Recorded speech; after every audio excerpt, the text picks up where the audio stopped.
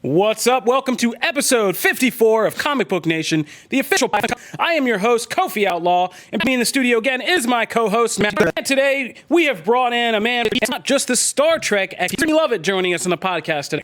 Some expertise because we have some books that we are excited to talk about in this show. We are going to be discussing the debut of Absolute Carnage, and we're going to continue, because this is slowly becoming the Jay Hickman X-Men podcast. We continue our examination of our review of House of X, which once again these books keep changing the game, and we are fresh off of kind of taking in House of X #2. So you guys are gonna get to read all our mental worms that we're trying to still trying to figure it out. So you get to see all of that. In addition, we're talking about some new things that could be happening in the MCU, some exciting new projects, and to movies. We are going to be breaking down some of the Crisis Crossover and so we're going to be talking about all of that, the trailer for DC Universe's news flash and deep dive. So make sure you stay tuned.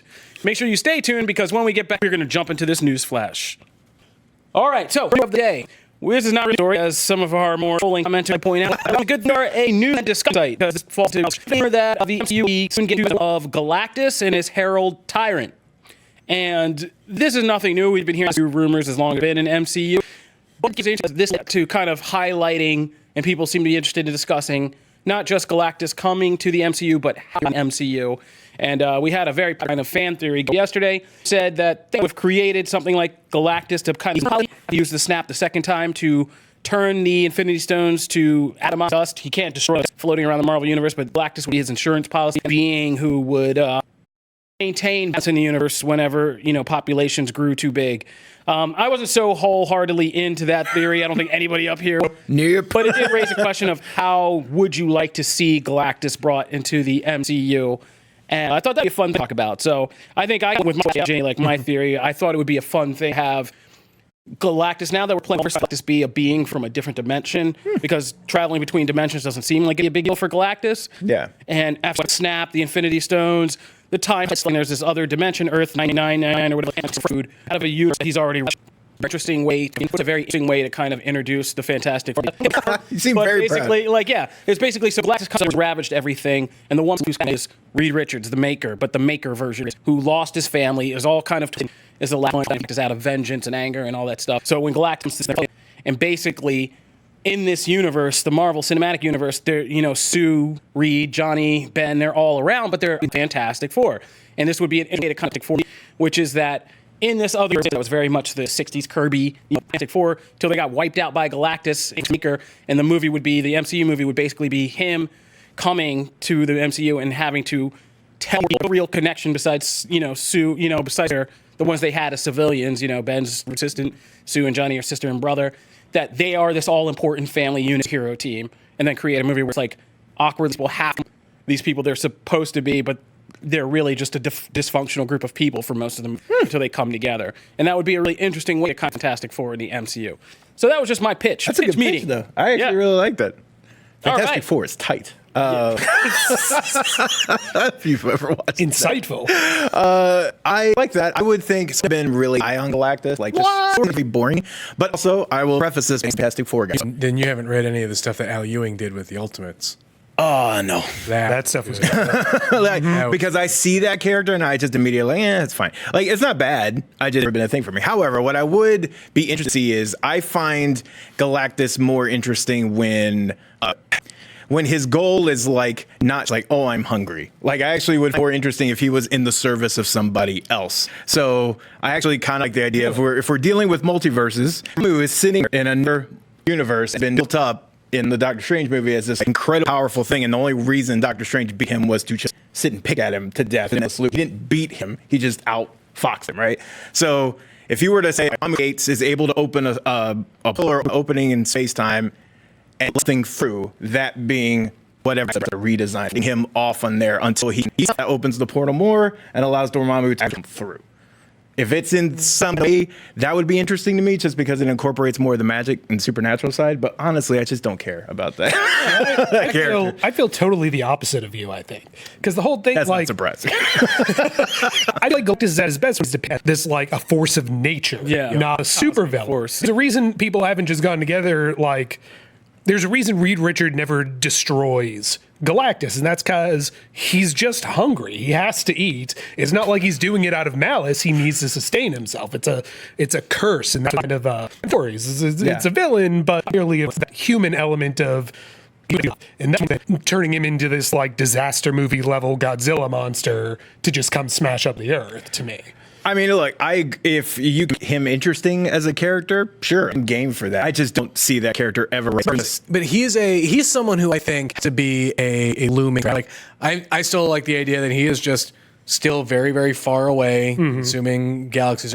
The recent power and energy that has been used on Earth, courtesy of the gauntlet and the stones, has put Earth put us on his radar, and he is making his way here, and that way it still gives us time to get introduce more sort of characters to the MCU before Galactus finally shows up, and then you basically have a new team facing a threat that is an apocalypse type, not Apocalypse the X-Men villain, but like an apocalyptic type end of the world event. But to me, that fight is going to be so boring.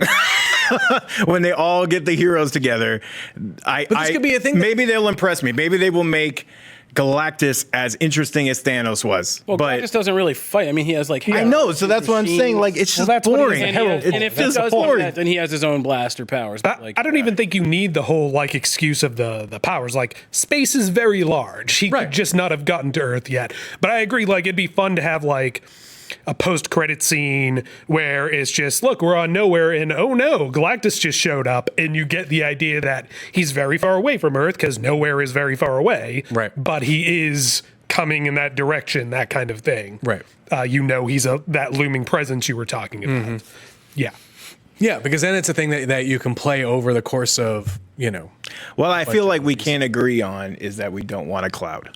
No.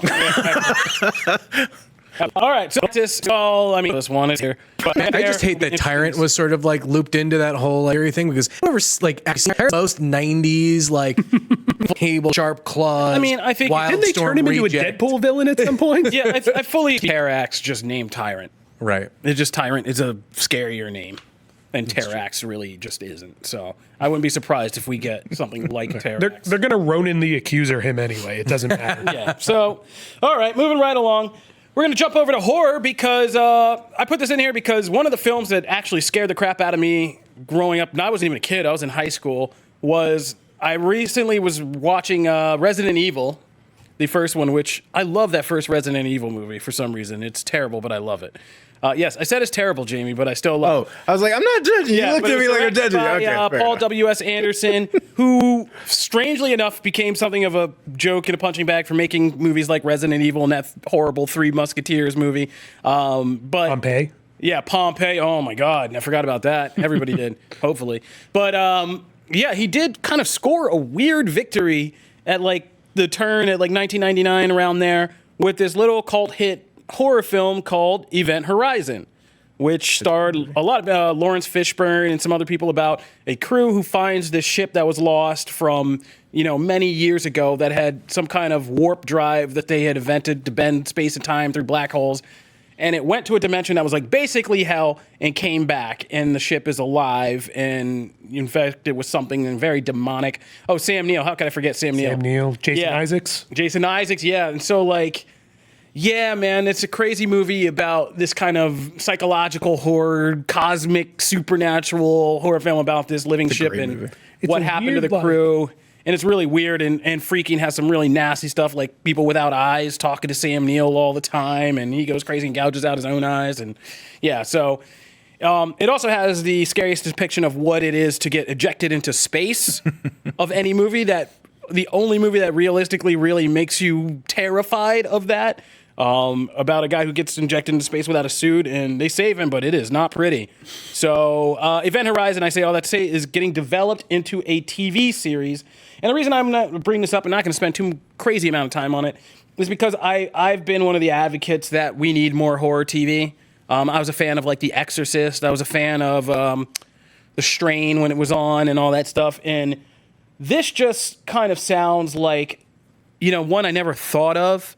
But when you do it, like, it actually makes a lot more sense as a series. And it's coming from Adam Wingard, who did the Death Note adaptation for Netflix and is doing Godzilla vs. Kong, and did, like, I forget his horror films, You're Still Here, or whatever the hell it's called. I forget what it is. But I don't remember.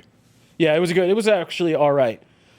So this is going to be happening, and I'm excited for this to be happening because, like I said, I think it's going to be something that actually works on TV very well as a horror adaptation. And I think it's coming. Amazon Studios and Paramount Television are doing it. So I think it'll be able to kind of really embrace the horror of it and the sci-fi of it, two very popular genres here. And I'm going to like it.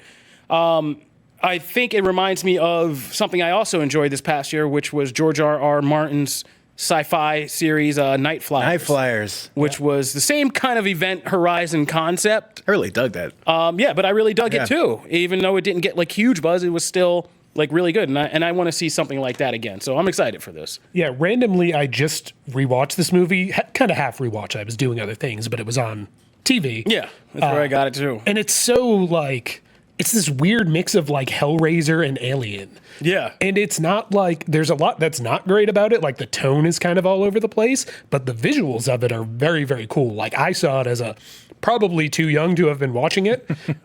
Me too. And like when it cuts to like, look at the crew in hell, like that was terrifying and stuck with me for a long time. So if they can do that kind of crazy visual stuff, blending that weird Stygian nonsense with the sci-fi stuff, that could be terrifying, especially over like a good just like a good good pacing for like a mystery horror that gradually just gets more and more and more and more horrifying, just like the film does. The film has to do it in this rushed kind of sense. It's like a machine around a clock, but taking some more time and stretching that out. And more importantly, Event Horizon uses a lot of the characters' internal stories for what they see, and so being able to flesh that out a little bit more in each character I think will be really good. So I'm psyched for that.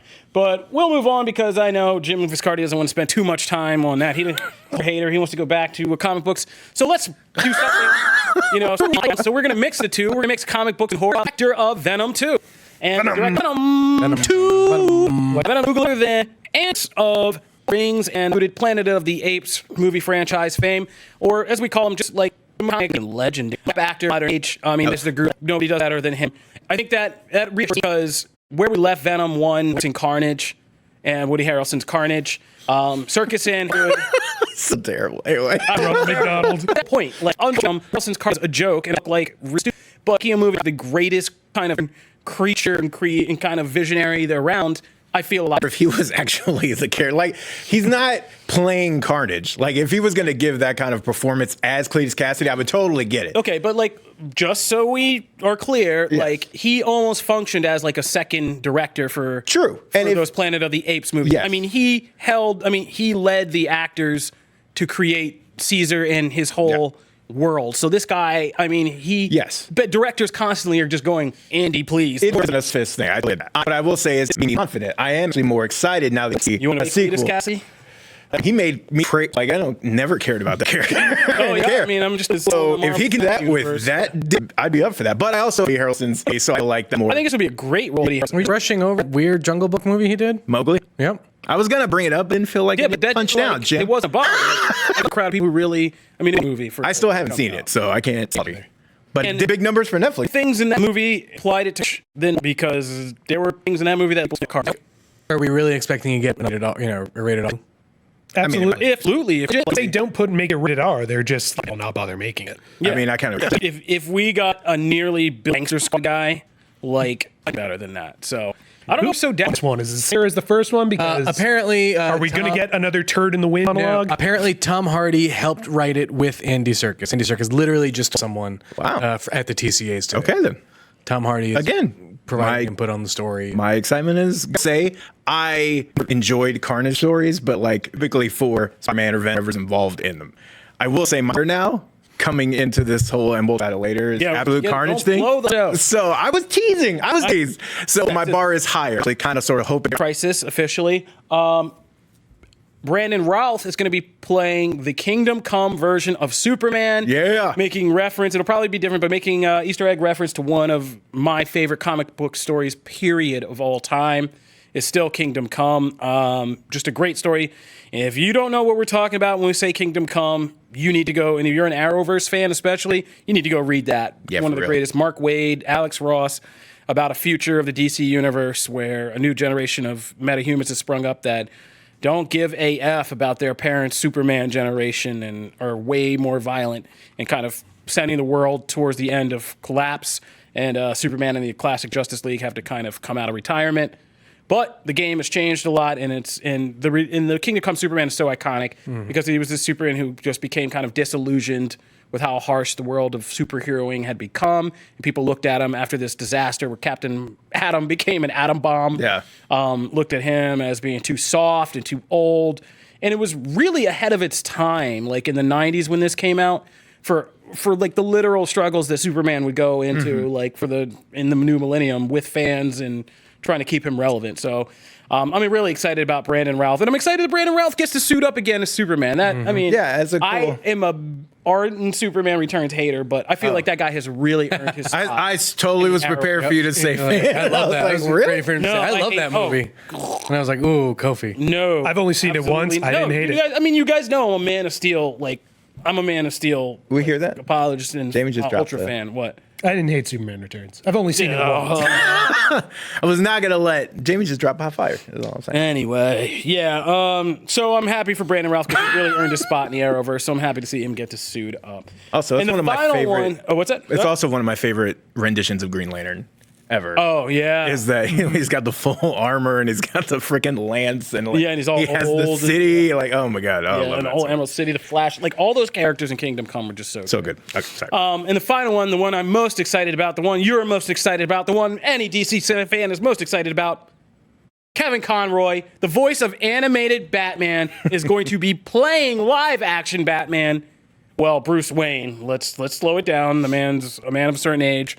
He's in the right not to be putting on weird latex tights and running around. Yes, fair. But Bruce Wayne, an older version of Bruce Wayne. And I wonder if he's like, I didn't read fully into the Conroy thing. They have not said. They have not said. But I would assume he's also the Kingdom Come alternate of. That's the assumption. Yeah. But like, I wish it was Batman Beyond Bruce Wayne on that. Oh, I mean, and that's still a possibility. Yeah. Like, that's very much still a possibility. I mean, unless you're going to introduce Terry McGinnis, then what's the difference between Batman Beyond Bruce Wayne and Kingdom Come? Well, because I imagine there's going to be a bunch of these just like glimpses, right? Yeah. Like, like they said Burt Ward is going to be in Smallville. it. So like, I imagine it's just going to be a Red Sky type moment where you're going to get glimpses of each of these cameos. And so, at that point, why not just have like the fan art that you posted this morning, right? Of him sitting next to his dog, like that.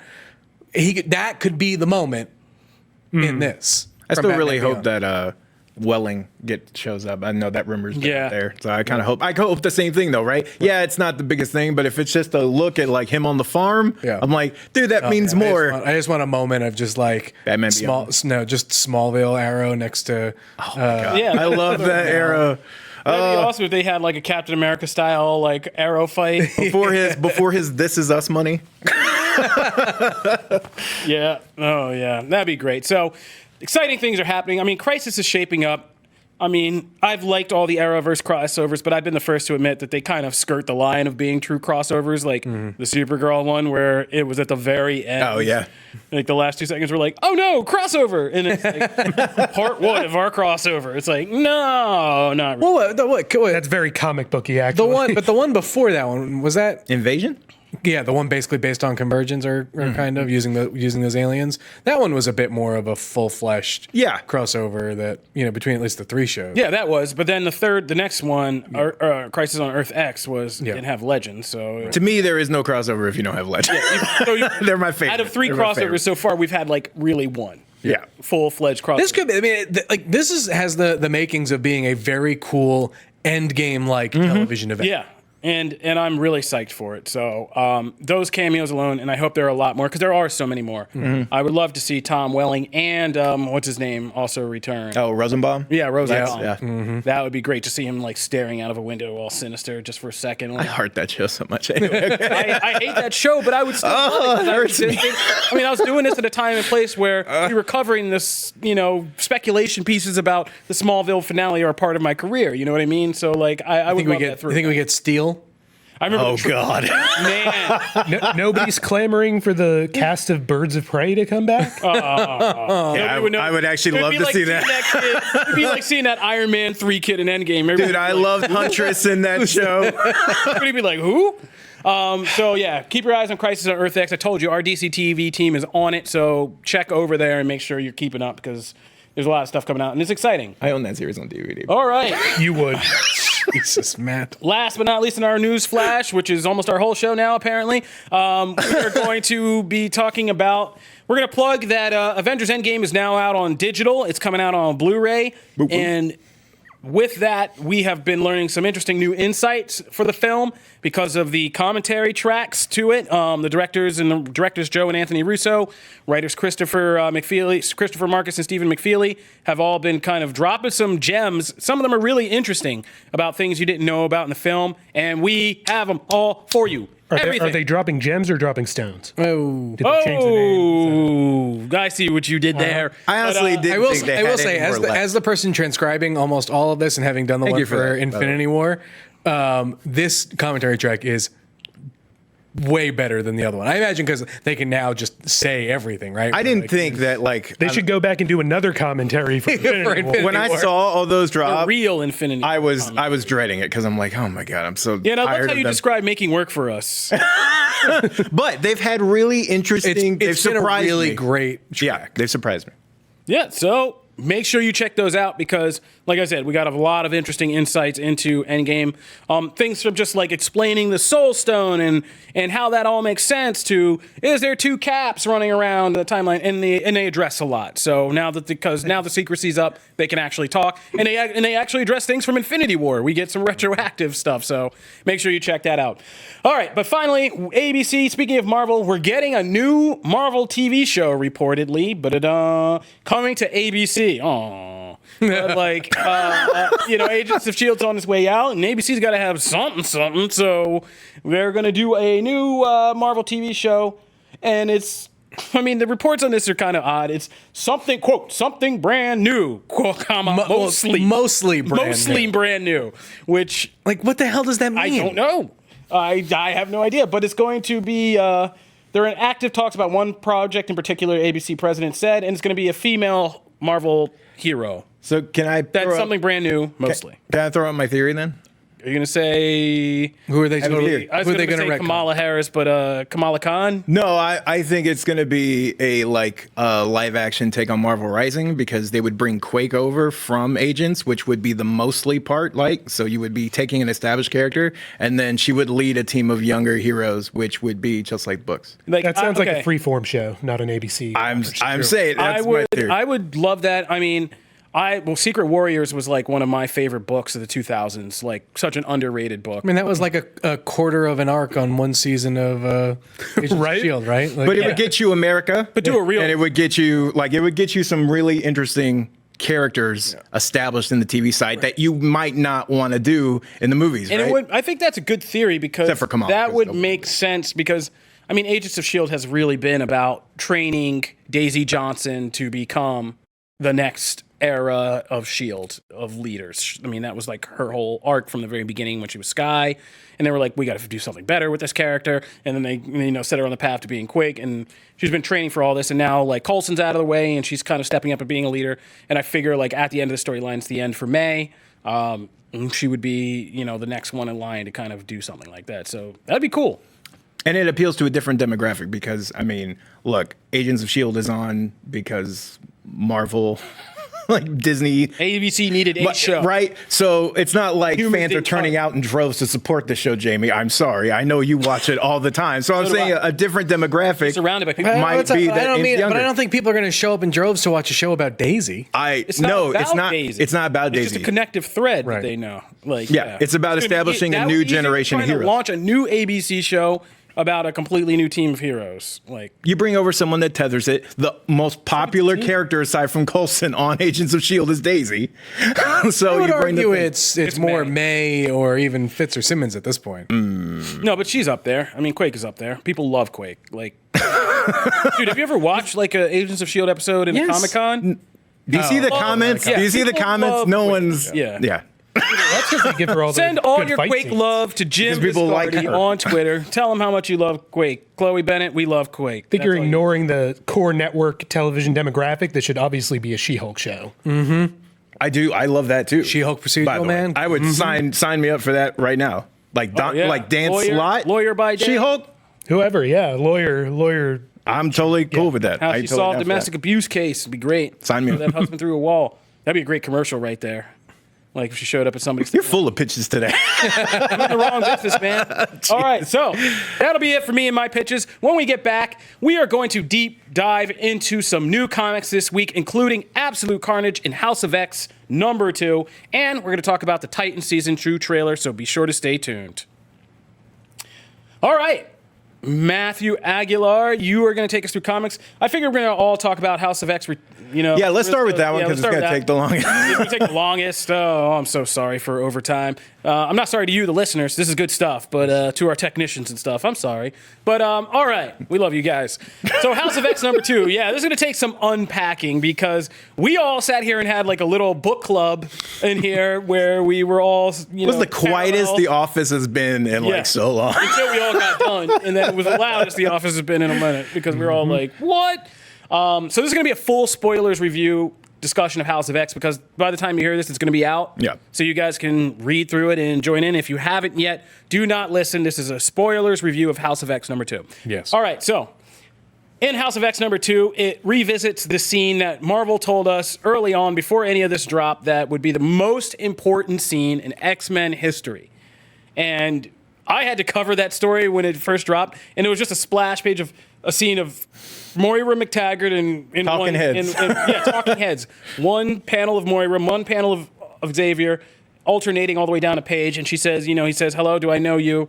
And she says, "Why don't you read my mind and see?" And he does, and his thing is like, oh boy, when he reads her mind, and that's all we got. And it's all pink and yellow colored backgrounds and stuff. It's all bright and cheery.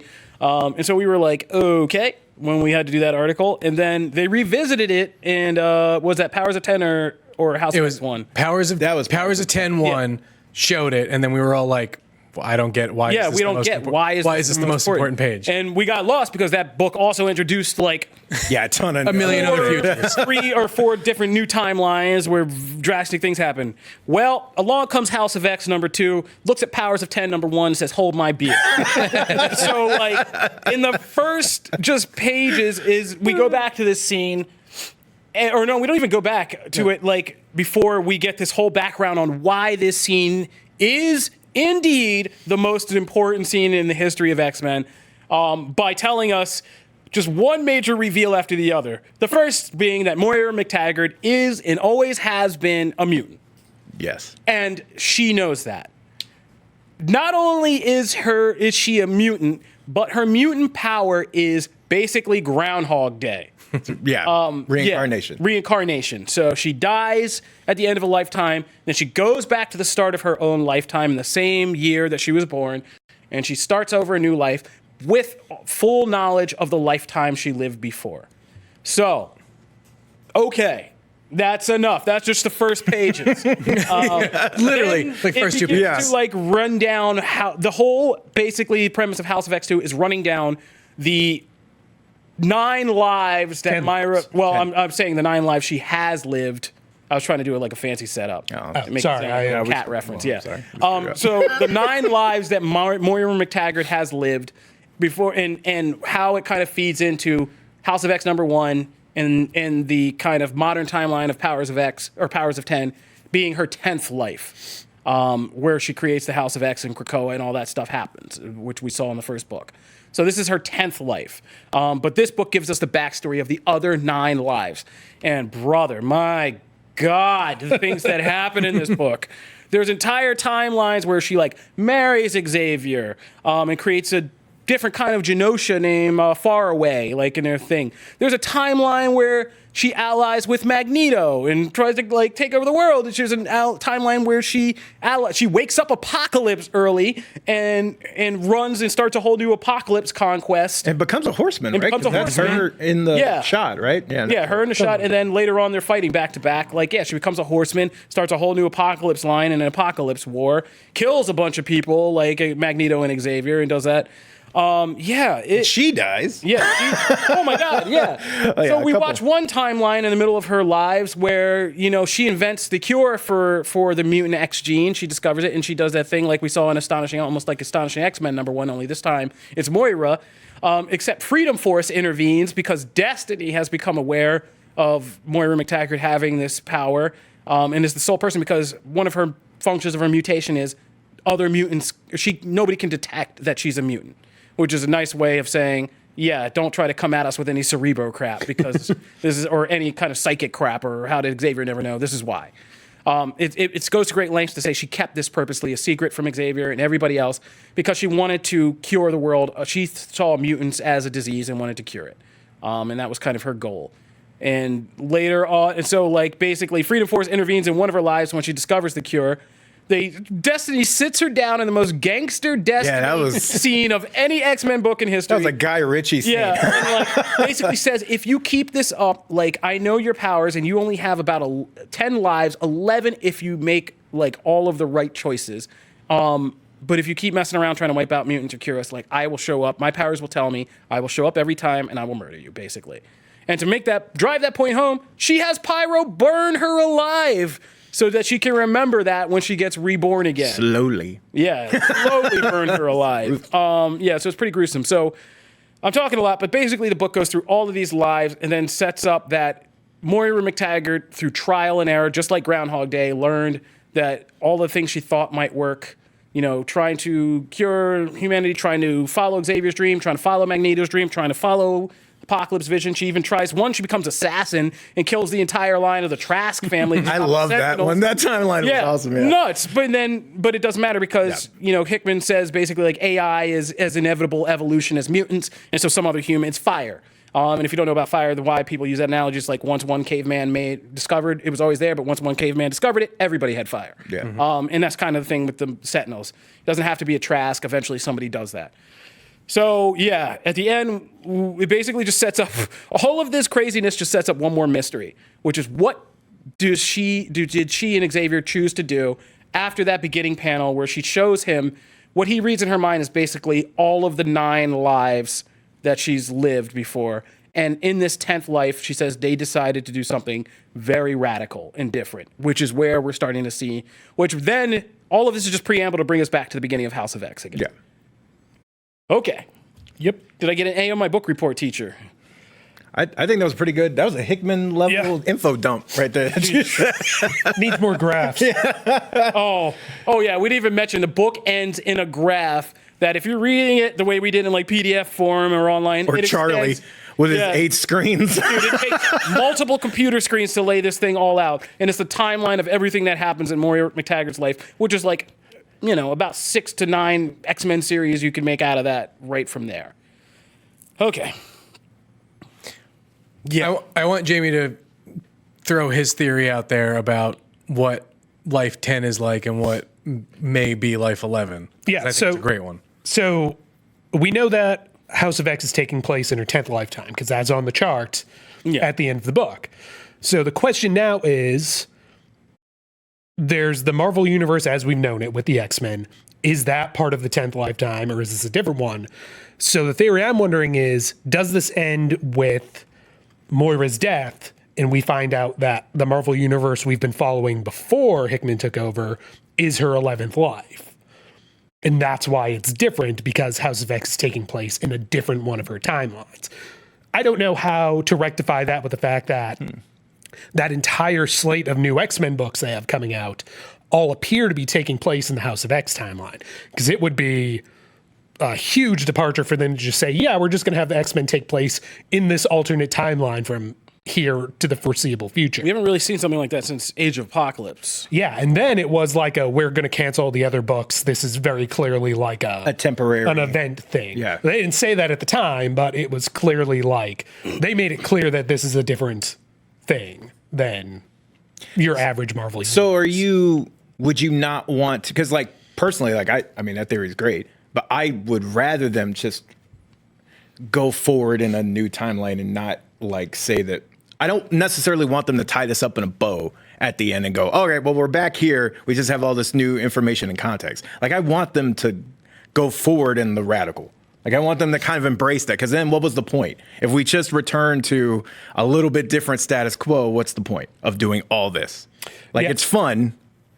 You know what I mean? Yeah, I don't know. Like, there's option one is like, this has always been the timeline we're in, and so Xavier has always known, and then you just have to go back and reread everything in this new light. And the idea that Moira and Xavier have been planning this nonsense from the beginning. And that's one way of doing it. The other way of doing it is somehow merging this timeline with the one we've known. Like, I don't know. There are so many high concept things going on. There's the question of, again, the pod people from the first one. Like, I think somebody else in the office, I don't remember if it was you, Kofi, or someone had the idea, or that maybe this is the pod people are these new X-Men that have Moira's memories or something like that. Like, there are so many possibilities and literally like no answers. And the thing is, like, Hickman is such a like auteur type creator that you can't tell what is his authorial fiat, like, I'm just going to ignore this other stuff because I don't like it, and what is like something you should be considering a clue. Yeah. Like, now we know that everything's different, maybe because this is a different timeline, or is it different just because he didn't feel like it should be the way it was? We don't know yet, and we probably won't know until the end of this. Yeah. But he's definitely fulfilling the promise he made before, where like every time you read one of these new issues, you're going to go back and re-examine the previous issues and be like, well, wait a second now. Because Powers of 10 now has like double meaning, because it's the timelines, the different like year 100, year 1000, but also the 10 lives of Moira. And how does that factor into what happened in Powers of 10? Is Powers of 10 the entire future of her 10th timeline? Like, I'm giving myself a migraine just trying to piece this together, but it's all really fascinating. Like, we've seen versions of this kind of story where it doesn't capture you, and so it just all feels kind of like it becomes boring rather than enthralling. It doesn't make you want to solve the mystery. It's just like, can we get over it, please? This is not that. This is something else. Yeah. The way this is going, it makes me feel like we could always, at the end of all of these books, we could just go back to that first "To Me, My X-Men" scene and just have it be the launch of a new era. Now we just fully understand how crazy the context is. Because that scene still is one that we keep coming back to about like what is happening when, you know, we see this Xavier who kind of looks like the Maker saying this, and all these pod people are crawling out. Like, I wouldn't be surprised at all if Hickman like took us back and ended, like I said, right there. And it's just like, oh, but now you understand like how much more important this is and what's being set up. So, all right, we could go down this for days. We could start a whole. So good, man. It also gives Marvel an easy out with this Moira mechanism that, if after all this Hickman stuff they decide they don't want to do it anymore, they Walking chocolate reset button. just kill Moira again. Yeah. I hope they don't do We that. didn't even get to the mechanics of how her powers might work. Like, does she reset the universe? Does she create a new universe? What's going on? We can't go down that rabbit hole. We got to move on because Matt's going to take us through some other things. Yeah. The next big important one on comics front was Absolute Carnage #1. So this is Venom has been leading up to this for a minute, kind of establishing a whole new thing with the symbiote and Eddie's relationship with the symbiote and his son and all this other stuff right in the core book. And they've slowly been doing like all these little post-credit scenes essentially with Carnage and syncing it up. And now you have Null, who is like the originator and creator of them, right? And it turns out like he's alive somewhere. And so there's a lot of, I am not comparing it to House of X in any context, but I'm saying for Venom and for Carnage and for that kind of area of the universe, there's some really interesting stuff here. You don't need to have read the Venom run to get into this. So I would say if you were interested in it, want to give it a chance, just pick this up because one, it's a gorgeous book. This book is beautiful. This is some of Stegman's best work. I mean, hands down. Every page, there's just some, it's so pretty. And there's some really interesting stuff. And if you like those kind of classic Venom, Spider-Man type things, there's a lot of interesting stuff at play here. Makes me miss Stegman on Spider-Man.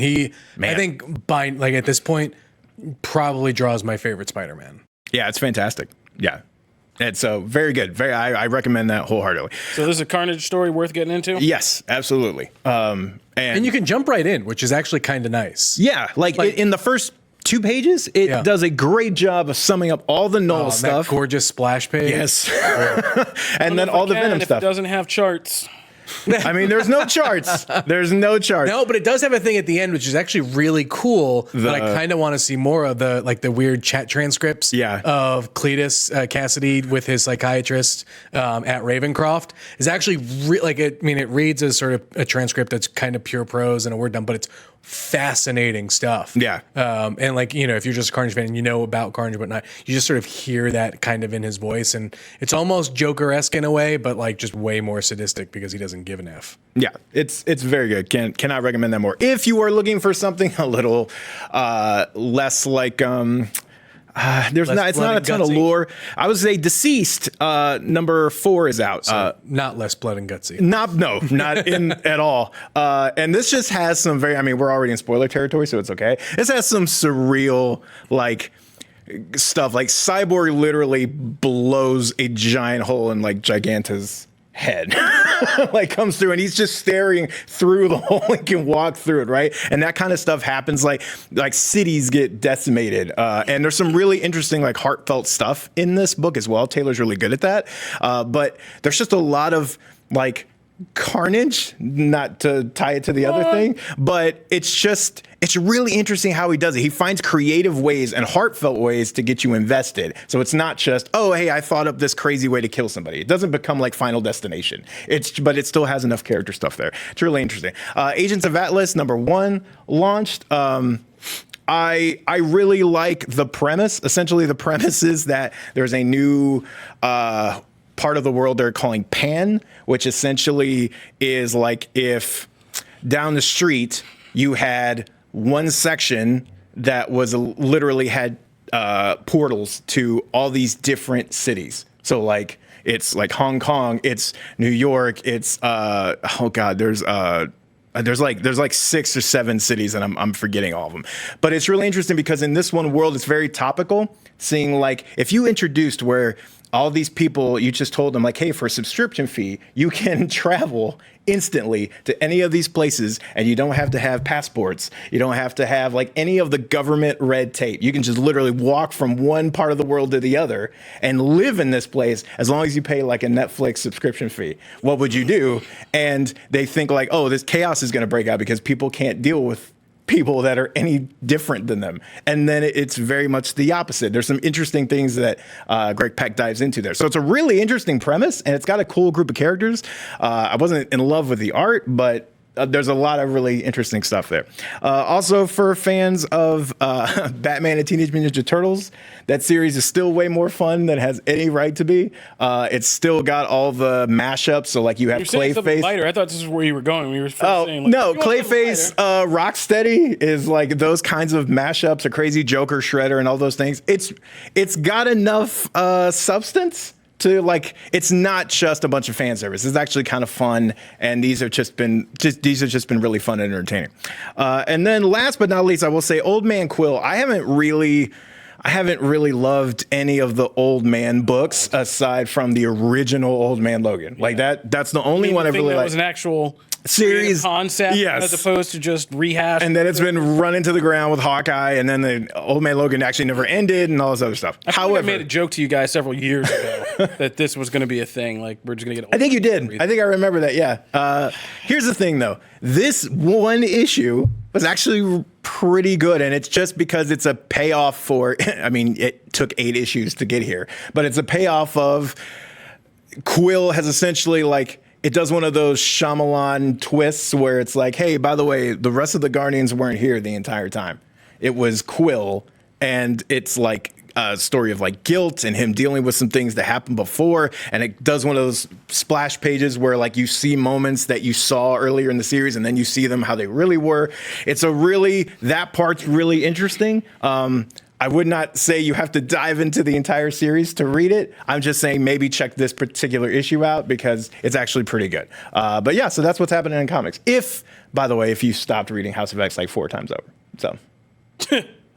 All right. So to wrap this all up, we got our first look at the trailer for Titans Season 2. Kofi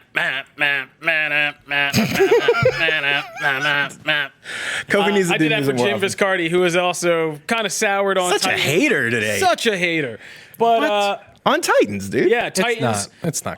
The reason I brought this up is Titans was a surprise, I think, to a lot of us. We saw the first trailer and we're like, ugh, we don't know. Yeah, it was a little weird. Batman trailer, I don't know about this. But it turned out to be pretty good fun. Not as fun as Doom Patrol, or The Boys, or Umbrella Academy necessarily. It's gonna be hard. But for 4th place of 2019, I'd say Titans was had a pretty good run. I mean, it came out in 2018, was it? Yeah, last year. So, but I think what was interesting about this trailer that I didn't know, maybe this was just my own lack of research, was I'm wondering how this season is going to unfold the storyline, because it seems to not necessarily resolve the cliffhanger ending of season 1. We kind of jump back into a full Titans universe where the team has evolved, kind of like Young Justice. As Young Justice came back every season, the team had grown and evolved, and then it was like basically like almost like an anthology. And so we come back and there is a new Titans team. All of them are, much more into their hero roles and, like, you know, into being superheroes. They're kind of a unit. They're fully established. We have new members like Aqualad is in there. Donna Troy is fully in there. And so, like, yeah, we're going to get to see that. We got to see our first look at Ian Glenn, or whatever his name is, Jorah Mormont from Game of Thrones as Bruce Wayne. My boy, Kieran Walters as what's his name? Jason Todd is coming back. To best moment of the trailer. Yeah, Titans are back, bitches.